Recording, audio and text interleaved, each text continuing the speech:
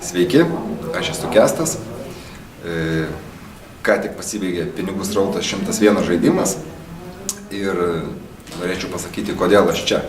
Iš tikrųjų, aš tą žaidimą pats turiu namuose ir mes netgi su draugais kartą į mėnesį renkamės žaisti.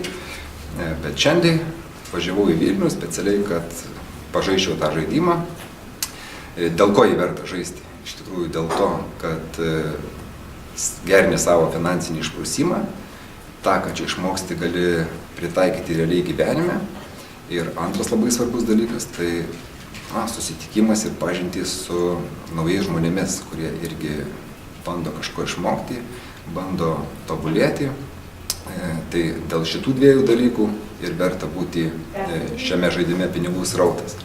Tai noriu visus pakviesti, kurie turi tokių baimių gyvenime, kažko tai bijo ryžtas, nesiryžta daryti tam tikrų veiksmų, tai iš tikrųjų ateikite į šitą žaidimą, susipažinkite su žmonėmis, susipažinkite su žaidimu, ir tai bus kitas žingsnis į jūsų sėkmę ir realiame gyvenime.